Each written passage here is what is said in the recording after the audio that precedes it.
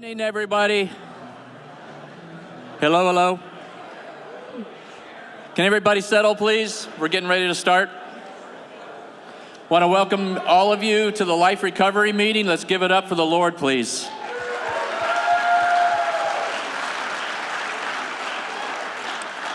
So I just wanted to get, is Stace here? Yeah. Stace is going to come up and give us the opening prayer. Quiet your phones, please. Dear Jesus, thank you for this beautiful day and this opportunity to gather together to learn more about you. I just pray that you open our hearts and minds to the teaching you have for us through Pastor Scott. And I pray for the still suffering addict that they find their way to freedom. In Jesus' name, amen. All right, give it up for Stace. Stace. So I kind of want to welcome some people here. First off, our live stream, which tunes in. We'd like to thank everybody that's watching. And I encourage everybody here, if you have a phone, who doesn't have a phone, to invite them. You can go to the Serenity Village Community Church Facebook page and invite somebody to participate in the movie or in the live stream, and they can watch us from there. So we welcome you and thank you for tuning in. Secondly, I'd like to thank everybody that's been here for the first time. So if this is your first time on a Tuesday night Life Recovery meeting, we'd like to thank you and welcome you. So everybody, if this is your first time on Tuesday night, stand up and we will give you a warm welcome.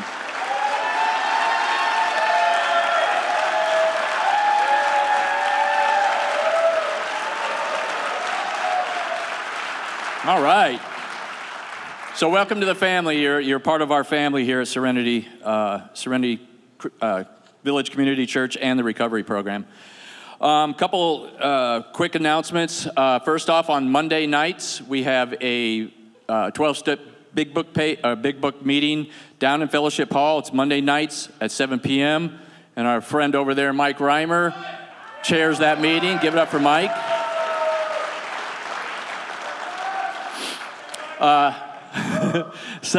Secondly, we have, if anybody's interested in attending after this meeting here, we have small groups for those that might be interested in being part of a small group for codependency and sex addiction.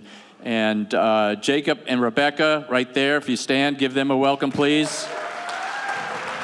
They'll meet you right up here. If you want to be part of that group, they'll take you and show you where they go for this meeting.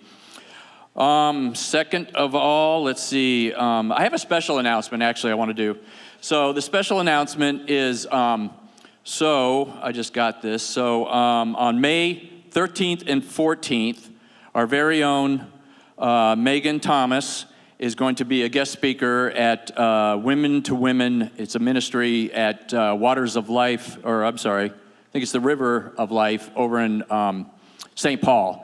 And that's our very dear Bishop Earl's church.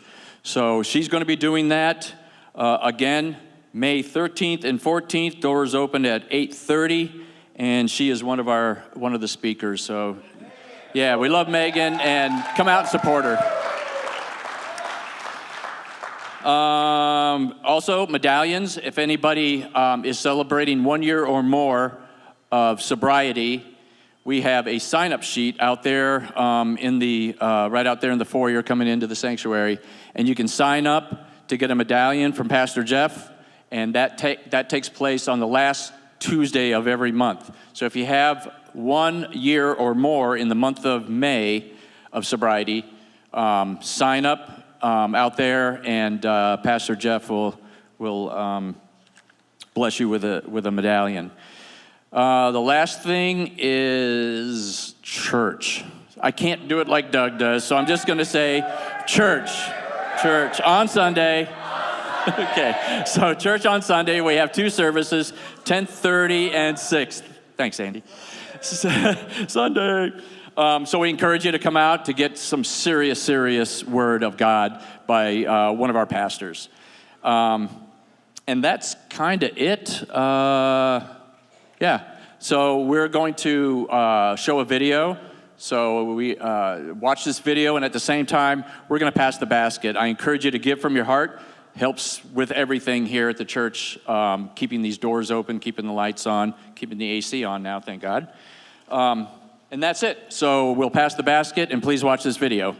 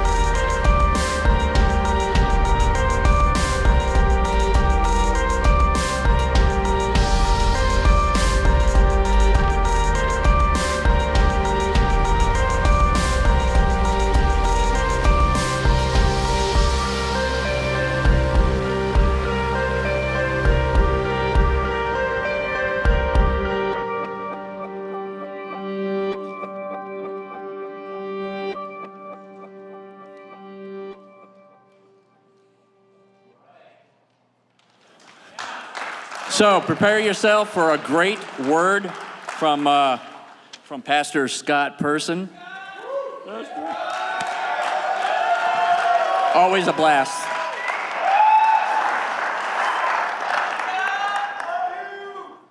Oh.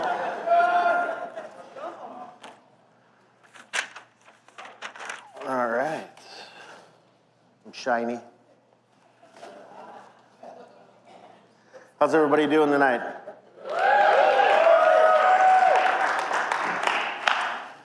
If you made it here, you're doing all right. All right. Raise your hands. Who's first time again? Yes.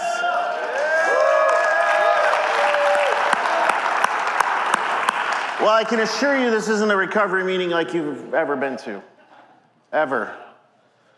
Life recovery meeting, right? I don't know about everybody else's mission, but the real true mission of this meeting isn't sobriety. Oh, what did he say? What? That's all I want, to get sober. If that was enough, you would have done it already. I know for me it wasn't. Why? Because I can't stand being miserable. And when I was just sober, I was three things: miserable, frustrated, angry, frustrated, and tired. All the time. I'm gonna get high. I demand to get high. That's not the mission. The true mission isn't sobriety. It's a life surrendered to Jesus Christ. It's through that relationship, y'all, that gives us the gifts of freedom from addiction. Did you hear that? It's through that relationship that gives you the gift of freedom from addiction and also restores things in your life, whether it be family or whatever it is. And as a new creation in Christ, we find strength and courage to move forward. And instead of being a taker, we have the strength and courage to go out and look for a job when we have 10 felonies. We don't believe the lie that we're damaged goods and unhireable, right? These are all trials, defining moments, as the title says, right? That are real, that we face. Each and every one of us have faced these defining moments in our life. These trials, what the enemy says and what the truth really is. So we find the strength and courage to live out a productive life, working and attending church and being a blessing to those around us. Like I said, just getting sober isn't enough. I'll tell you what the real deal is. It's becoming a new person who knows they're dearly loved and accepted and embraced by God for eternity. That is the ultimate prize. That's why you're here. What is he talking about? I don't want to be here. Let's go. Scary. I'm just telling you, you dived in the deep end of the pool, you come to this meeting.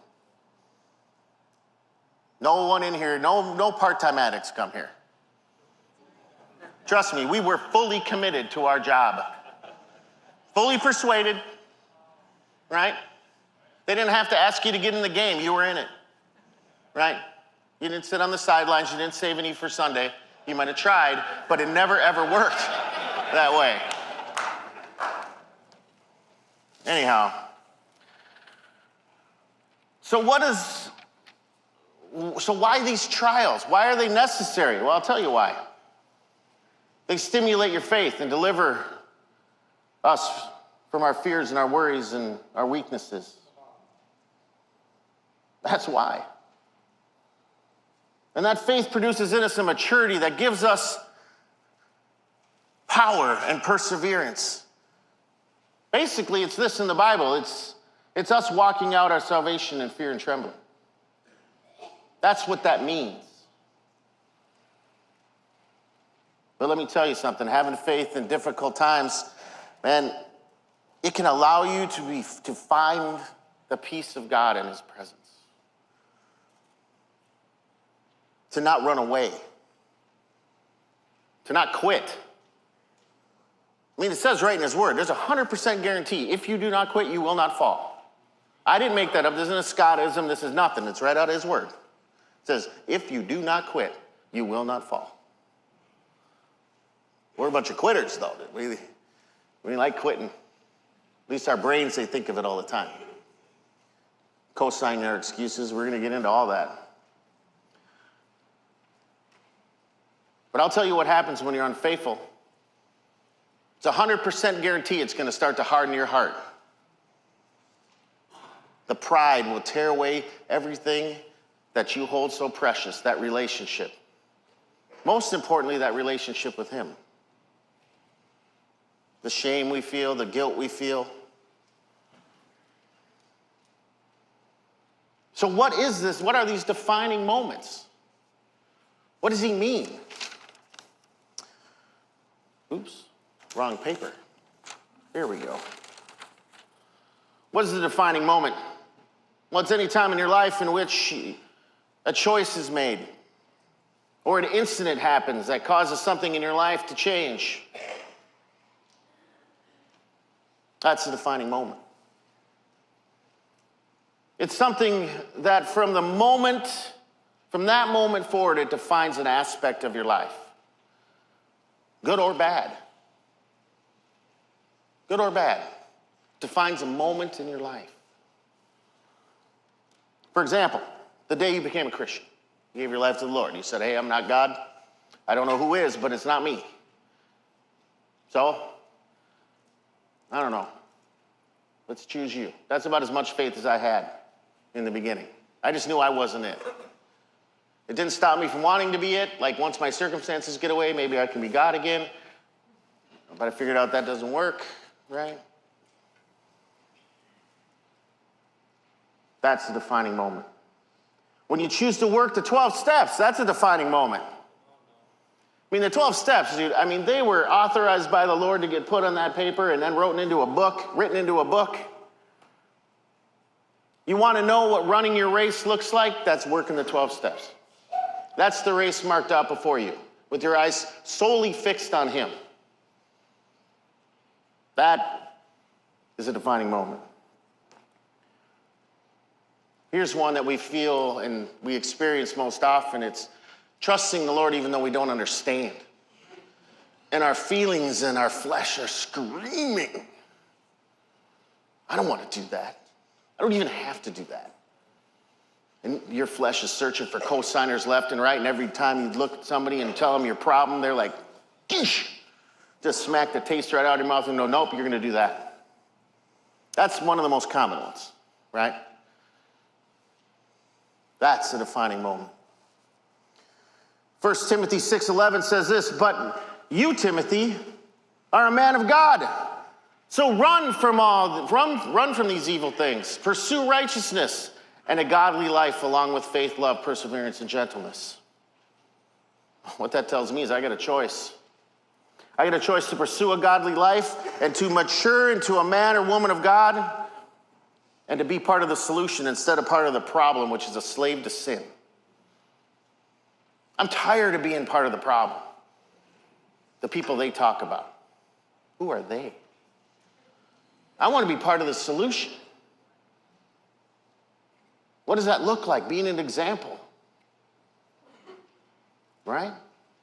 Screaming the gospel from the mountaintops, but using words only when necessary. When are they necessary? When you ask. When someone asks you, they're prime.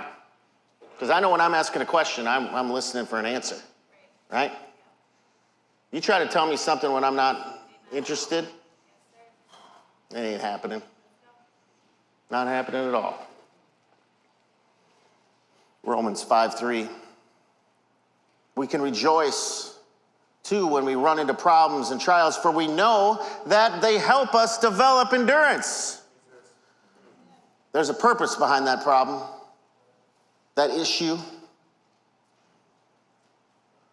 In this verse, Paul's encouraging us as believers to trust in God through the trials and sufferings because it will build endurance and build character and hope. What that tells me is my suffering and my trials matter.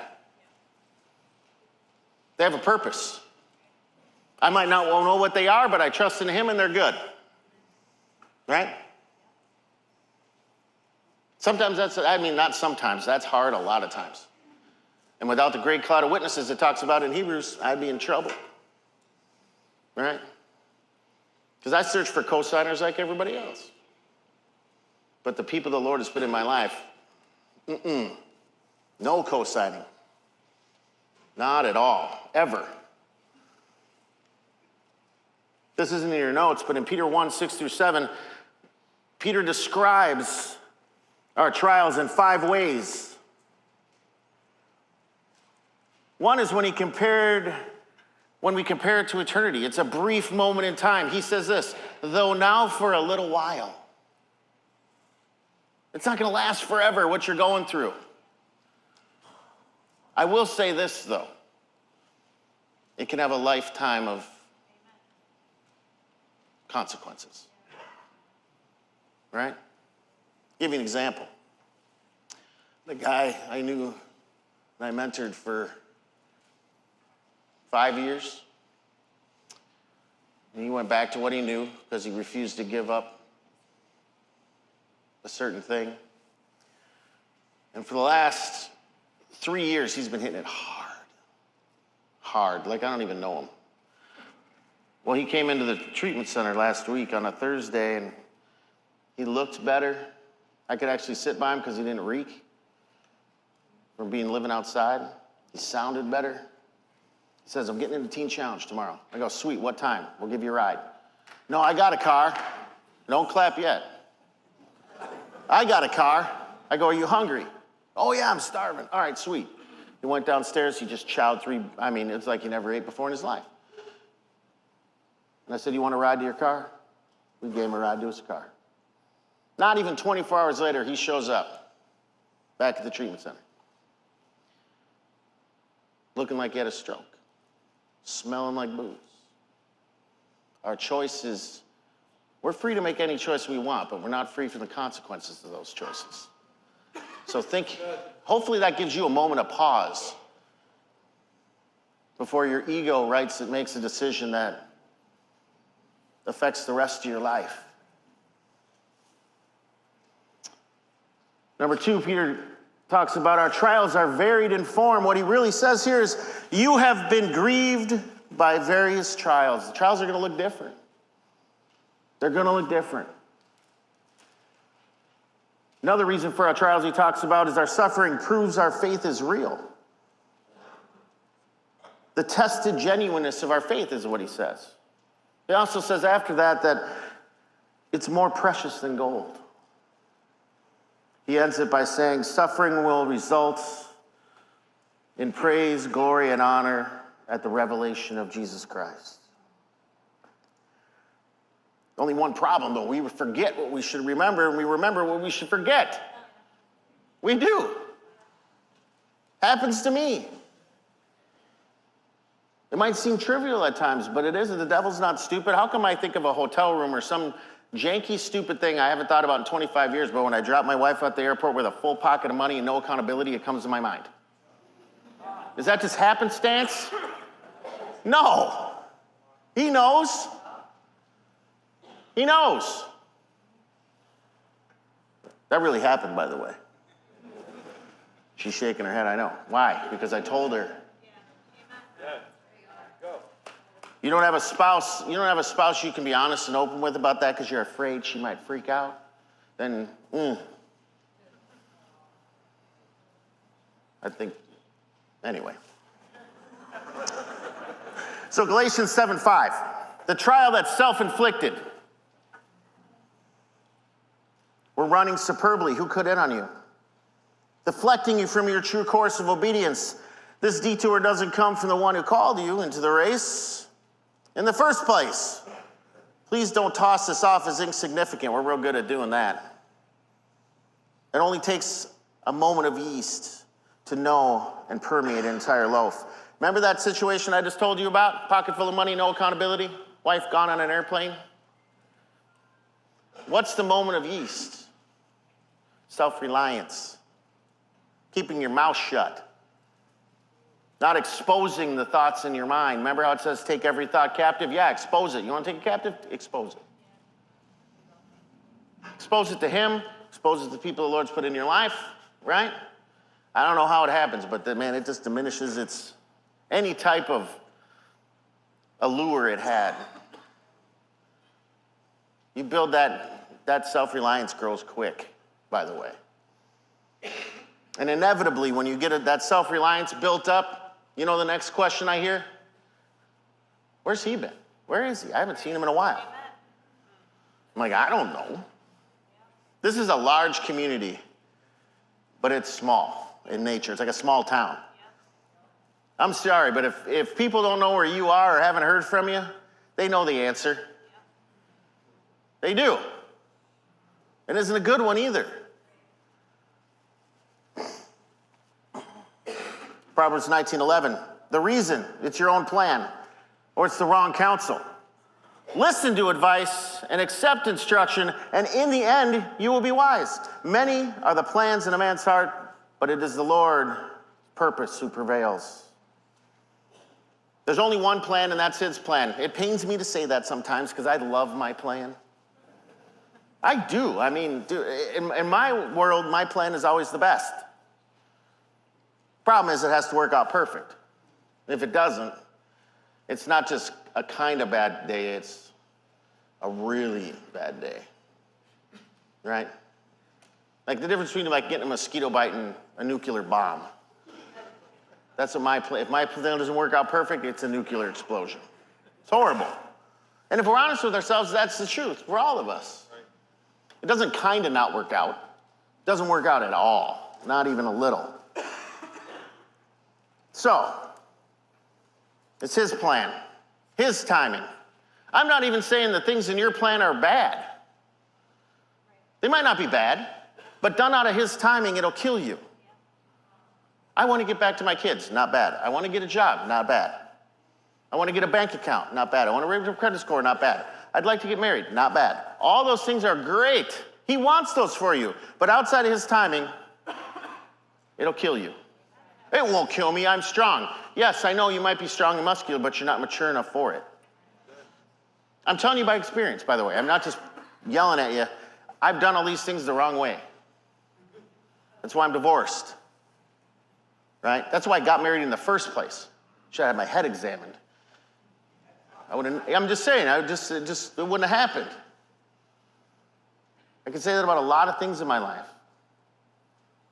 You get ahead of them, and it's a problem, a big problem. And it becomes a lot of other people's problems. No matter how hard you try to just not affect other people, it does. And usually the ones you care about and love the most. If we have moms or dads in here of addicts, they'll tell you. Do we have those in here? There you go. You never thought you'd hear those words come out of their mouth, did you? I don't know who taught them to talk that way. I'm serious, dude. I mean, I didn't grow up in a home like that. But we crush them. In Daniel 12:10, it says, many will be purified, cleansed, and refined by these trials, but the wicked will continue in their wicked ways, and none of them will understand. Only those who are wise will know what it means. That's that trial, that character building, right? If you think about the Israelites, when they were in the wilderness, that was all about character building, all about learning to be obedient, even when they didn't understand. I mean, I read this stuff over and over, and I'm like, what's so hard to understand? It says, don't take more for tomorrow. Just keep just right now. Just be obedient, and it'll be good. But I'm all full of character defects, so I'm going to take more because I don't trust. I don't trust he's going to provide. Well, they learn. I mean, it takes them 40 years. That's a long time. And those ones don't even get in there in the first place, just FYI. But you want to dude, you're going to stay in that wilderness. And you weren't meant to live there. You weren't. You were created for the promised land. Now, the promised land has its own trials and tribulations and all that sorts of stuff anyway, but you look to him, right? And we'll get that at the end. The reason, James 1, 3 and 8. Consider pure joy, my brothers, when you face trials of many kinds, because you know that the testing of your faith develops what? Perseverance. Perseverance must finish its work so that you may be mature and complete, lacking nothing. Purpose, a reason. You need to grow up. Put away childish things. But I like them. I do. They're fun. And I get mad when the other person doesn't think they're fun. Don't laugh.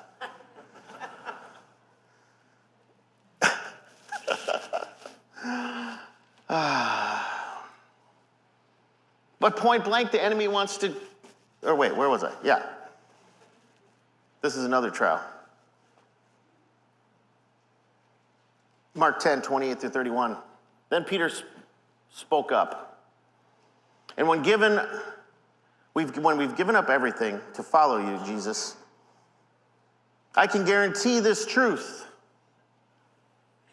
He's telling us what's going to happen before we actually endure persecution. You're going to do it. Not everybody's going to understand what you're doing and why. They're just not.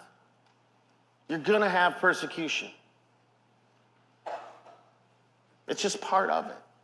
So what do? Those that are persecuting you, you pray for them. Trust me, the battle is not against them or that. It's against principalities and powers. It's not against flesh and blood. Just pray against that stuff. Pray that the Lord's will be done in that situation or their lives. Right? I've heard countless stories of one person choosing to get sober, defining moment, and it affecting the whole family's defining moments. And the restoration is beautiful. Now, does it happen like that? No, I haven't heard that. But in the Lord's timing, I mean, you watch mom, dad, other brother, sister, sister's husband. Generations are being saved. The enemy's not winning. Family curses are being broken and dying with that. It's not getting passed on. In Ephesians 6:12, I already said that, so we're not fighting against flesh and blood. See, that's his word, not mine. We're not fighting against that. 1 Corinthians 13:11, it says, when I was a child, I talked like a child, I thought like a child, and I reasoned like a child. Now that I have become a man, I'm done with childish ways and have put them aside. That's a choice. I'm done. It's time to grow up. Problem is, I can't see myself sometimes. I want to pout and take my ball and go home and act like a child. That's, again, that great cloud of witnesses. That's your mentors, your sponsors, your pastors, the people that know you. And the people that you know generally care about you and love you. That's how you can be corrected by them. You can receive constructive criticism, right? That's how, you don't have to like it, but I still don't like constructive criticism. The difference is I ask for it now. Tell me, because the purpose behind it, I'll be better and more mature and more consciously aware of childish things, right? So it's time to grow up and stop running. In Deuteronomy 7:19, it says, the great trials which your eyes saw, and the signs and wonders, the mighty hand, that outstretched arm by which the Lord your God brought you out, so shall the Lord your God do to all the people whom you are afraid. A lot of times we forget what he's already done for us, right? We get amnesia. We get in the midst of something and we don't see it. We forget. We forget that we didn't get what we deserved. We forget that he opened doors that you could have never opened, right?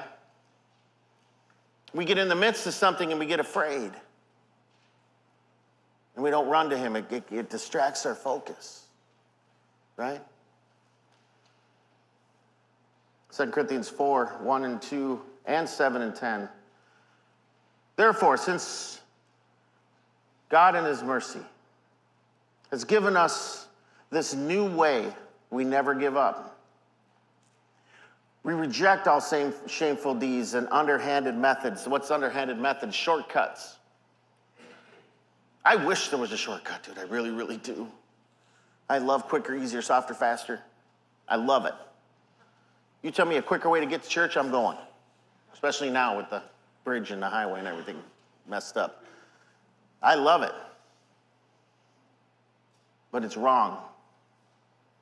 I don't say I love it and it's good. It's not good. But I know that about myself. Are you able to be honest enough with yourself? Right? We never give up. We don't take shortcuts. We don't try to trick or distort God's word. That's manipulation. We're all experts at manipulation. PhD experts. Right? That's how we were able to stay high for so long. With no job. No place to live. Right? I mean, there's not a stupid addict. I don't know one. Not one. I mean, anyway, that'll get me way off course, but brilliant people. We all started the same business here, be Fortune 500. The only problem is someone would steal. And it'd be a big problem. We'd be on the front page of the news, it'd be a disaster, right? Anyway. I'll skip down to verse 10. It says, this makes it clear that our great power is in God and not in ourselves. You didn't save yourself. I didn't save me. We tried, right? I tried. He reminds me of it in my marriage and around the people that I love so much. I try to be all I can be in my marriage without him, and I fail. Why? Because there's no party. No pat on the back, right? They're not celebrating my effort. And it ends up with, all of a sudden, now I'm angry. I'm irritated because you're not appreciating me. It's nonsense, dude. And that's just one area, dude. I mean, I go to work. That lets me know right away because I work with a bunch of people like me. Addicts, right? I'm surrounded by myself all the time. So if I try to do that in my own strength, I mean, I get sick of myself in about 10 seconds. So it's just, it drains you quick. Real quick. But in him, it's totally different. Totally different. You serve from the overflow. You give from the overflow. There's no need. It's met 100% of the time. It doesn't always feel like it up front because you got to trust in him. But that's when he takes care of the worry and the fear, right? The anxiety. 1 Peter 4:12, it says, dear friends, do not be surprised by the fiery trials that you're going through. You cannot be surprised after you leave this meeting because I just got done telling you all about it. It's gonna happen. But like I said, your suffering matters. It's for a purpose. It's refining, right? You prayed, right? You cried out to him, right? And if you cried out just to get me out of these circumstances, you're going to find yourself right back in them. Why? I'm just telling you that experientially. Your circumstances will be fine, you'll be in good standing again, and all of a sudden you get pulled over again, drinking and driving. Or whatever it is, right? It just happens over and over and over and over. Cry out for deliverance. Walk through these circumstances with me so I may learn, right?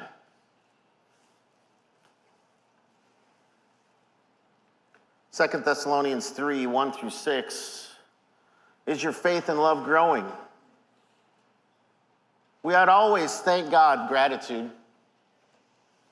Gratitude.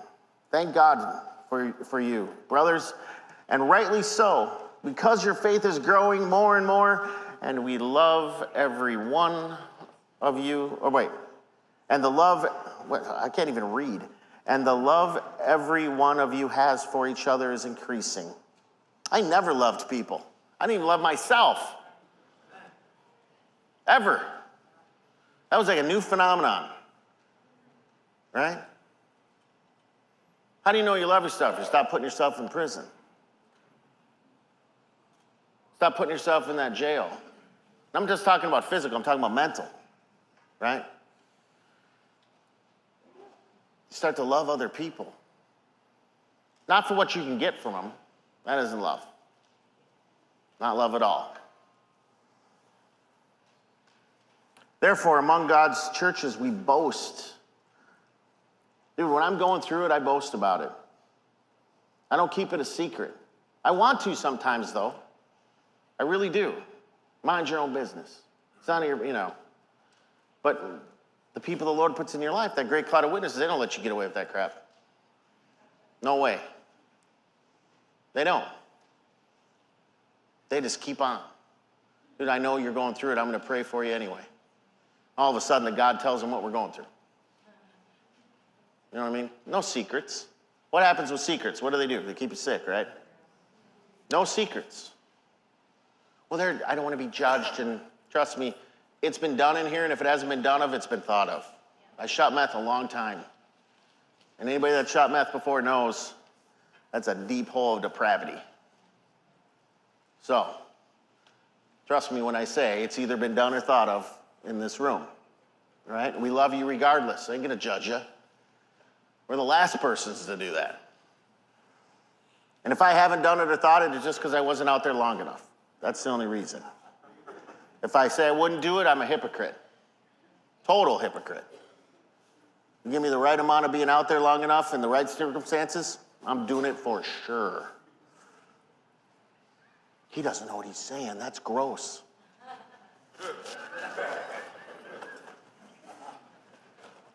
Anyway, the people that know, they know what I'm talking about, right? We're about keeping it real at this meeting, right?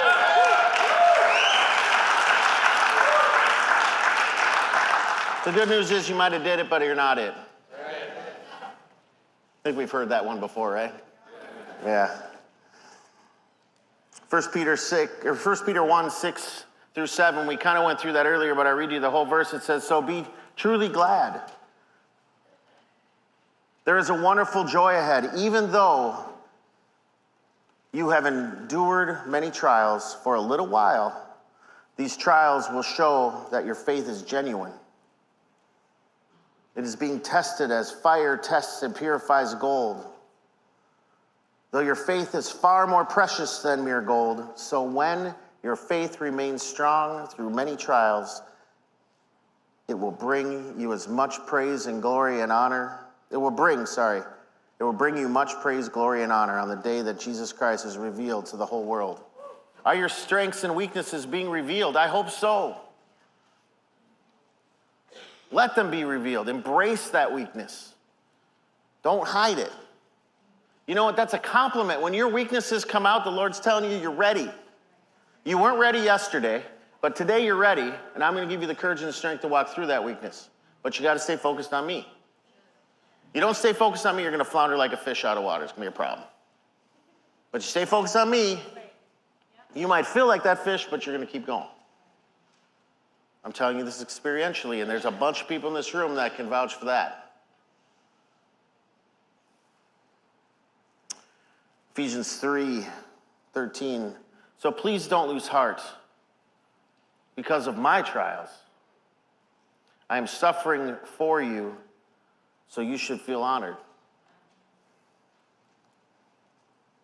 Be uncomfortable for the right reasons.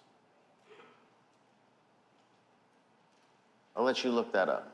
Be uncomfortable for the right reasons. Not wondering what that pregnancy test is going to say. You know that feeling, guys?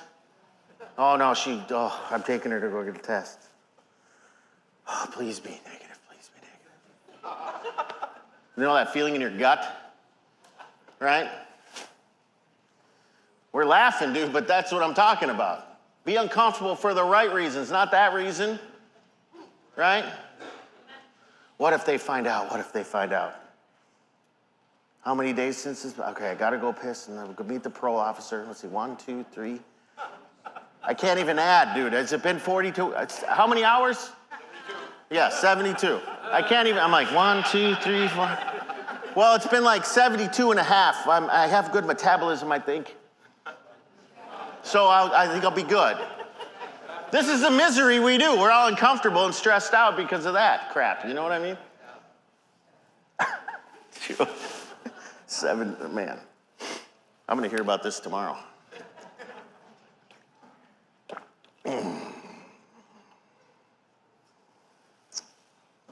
So I'll ask you in Hebrews 12:11, therefore, since you were surrounded by a great cloud of witnesses, let us throw off everything that hinders us and the sin that so easily entangles us. Let us run with perseverance this race marked out before you. What resources are you utilizing? That's the question. If you're your only resource, that's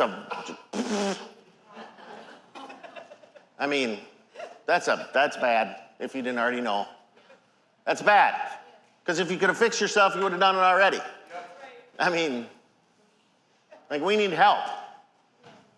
And not my kind of help. I need the kind of help with the people that have the fruit in their life. So I'm like, I want the help that you're given, and I want to do what you say. We can't, I'm going to tell you we can't, but it's not going to stop us from wanting to, right? I wanted to work my program. My version of the program. I don't know what that version is, but it didn't help keep me sober, I'll tell you that. It convinced some of the people that didn't know anything about recovery and addiction and stuff. It fooled them. So they would give me money and I could manipulate them and do all that, but it didn't, like, what do they say? It always comes out in the wash?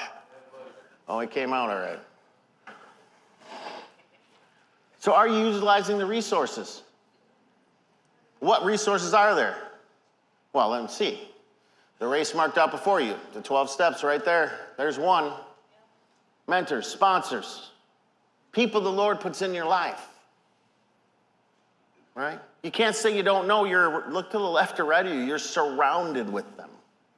And you came to this meeting voluntarily, which I didn't even do that. I had to come, to get the card signed. Yeah. I would have left right away, but they made me wait till the end. And I'm not shaming you, but I mean, it's just like, I'm glad you came, regardless of why. You'll come back.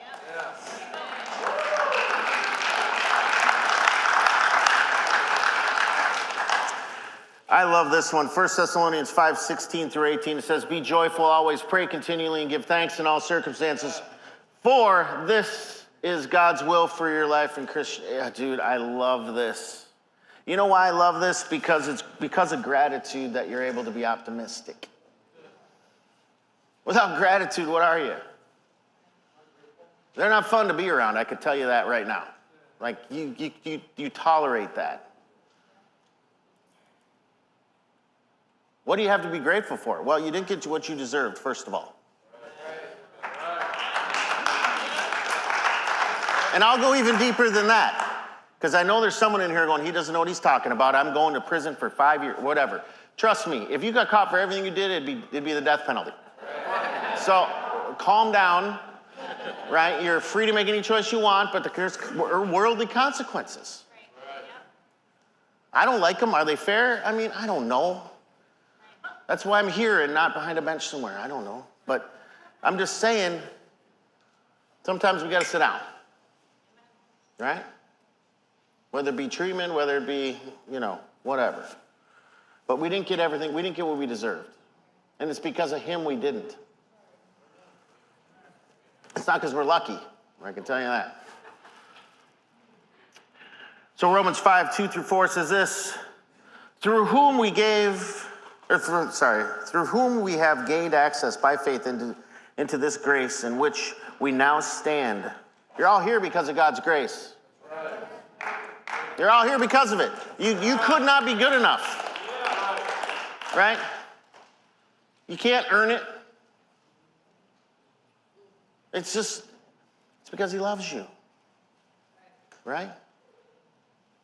That's it. Point blank. I wish there was a more technical answer. There's just not.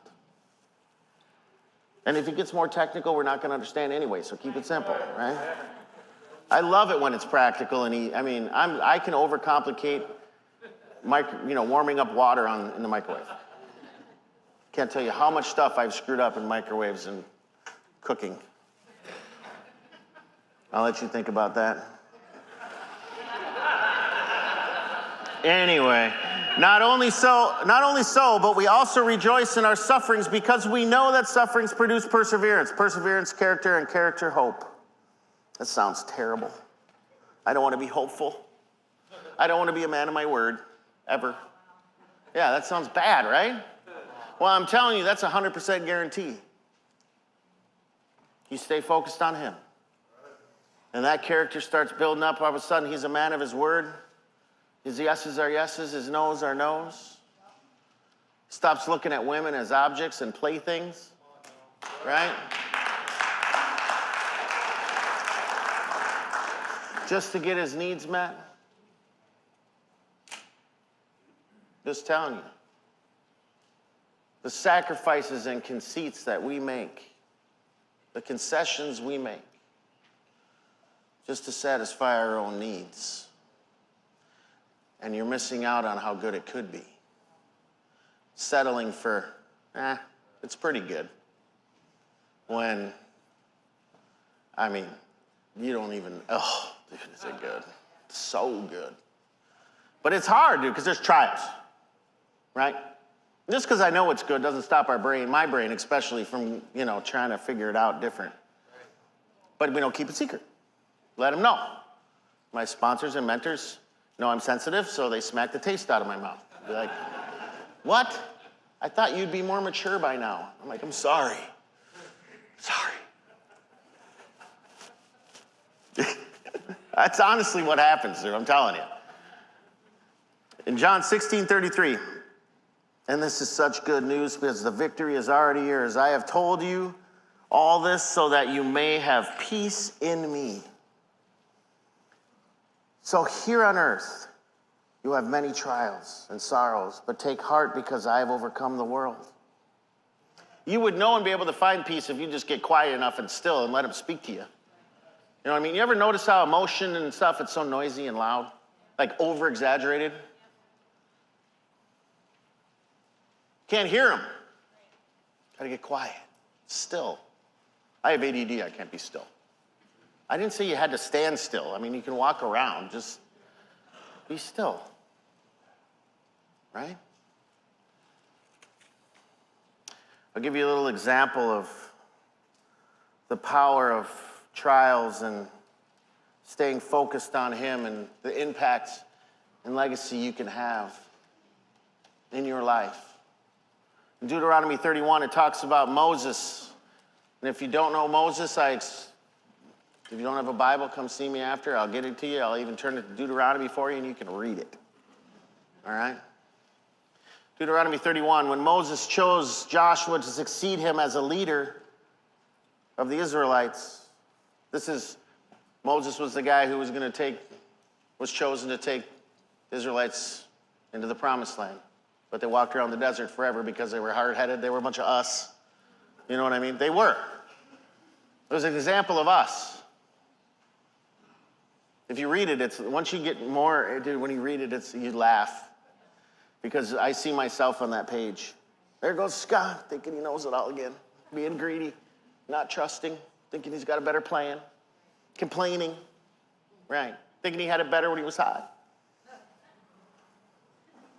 Thinking he can do it part-time. Anybody have those thoughts? I just get high on Saturday? I tried to mail myself money once so I wouldn't go broke. Like, that's my best thinking right there. I get paid on a Friday, I'm sending myself money in the mail, I'll get it on Monday, but unfortunately I have good credit, and so I got it fronted, and what happened? So you end up broke anyway. And guess what? The dope man doesn't extend credit on the first week. If you get paid every 2 weeks, it's on the second week. So you're crap. Anyway, you're out of luck. But that was my genius thinking. That was my wilderness mentality. I had to get through that stuff. Thought I was all smart, smarter than the game. No. When Joshua came to the Jordan River, anybody seen the Mississippi River right now? It is raging. Well, just think of that being the Jordan. He brings the Israelites with him. He stood at the Jordan and he said, all right, we got to cross this. How are we going to do it? That's a defining moment. When they stood on the banks of the Jordan, they had to make a choice to follow God and cross the river, or stay put. What's your Jordan? What has God led you to that's impossible? That seems impossible. Each one of us have one of those right now, today. You don't got to think hard about it. Right? Just focus on him. It's okay to be afraid. It is. But don't make that choice. Just focus on him. I don't understand. The biggest one is I don't understand. Don't worry about it. You will. You will. I don't understand a lot, right? And every time when I focus on him, trust me, by the end of it, I understand. And the fruit and the favor, it is undeniable. Undeniable. So is it worth it focusing on him? Absolutely. It was worth it in Joshua's life. His defining moment led the nation of Israel to their defining moment.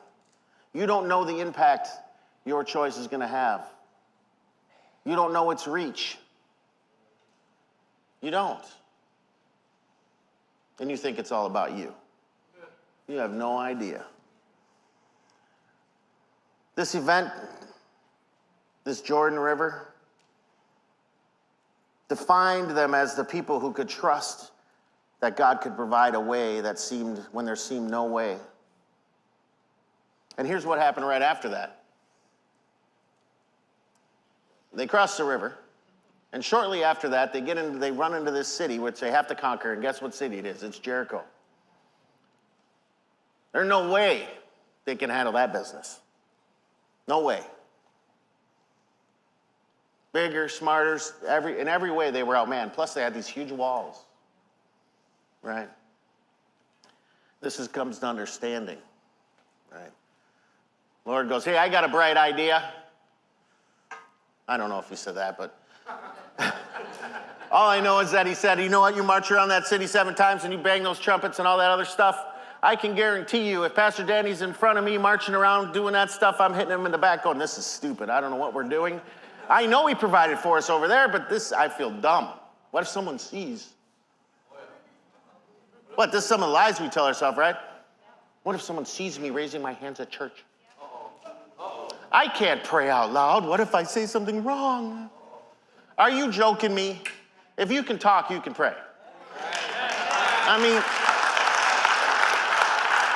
Trust me, the more you mature in your relationship with him, your prayers will change. You'll stop asking for that hot wife in the red car and the white picket fence stuff. You just will. So don't shame the people that pray for that stuff. I prayed for that stuff. Tell you what, when I was a child. But now I've become a man. And it's different. It's different. You grow and mature. So anyway, back to the Israelites in this Jericho place, and the Lord asked them to walk around it, march around it. The Lord brought them to a place again that wasn't possible, just like us, saving ourselves. And they had to trust in him. The only way was to trust in him. And just as the Israelites marched around Jericho, blowing their trumpets, choosing to be obedient, despite not fully understanding and probably questioning, and who knows what their minds were thinking. In spite of all that, in spite of their fears, because of their obedience, what happened? Those walls came tumbling down, and God won the battle for them. In the same way, your obedience, the effect, you watch those walls that you put up in your life come tumbling down. That self-protection, that unforgiveness, right? That's pride, that arrogance, that self-reliance, that weakness. All of a sudden you're strong in him. So, I knew last time I spoke that I got home with my wife and I'm like, man, I'm terrible at endings. Like, I don't know how to close it out. I'm just like, all right, we're done. That's all right, Pastor. Right, so, that guy in that Minnesota sweatshirt's gonna come pray us out. Right there.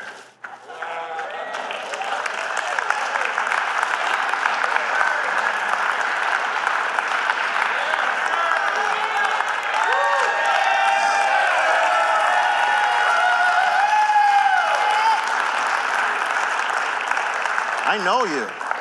I didn't even recognize you, dude. Oh my gosh. All right, pray us out. Lord, thank you for the message Scott gave us today. Lord, get us home safe, and yeah, love you. Peace.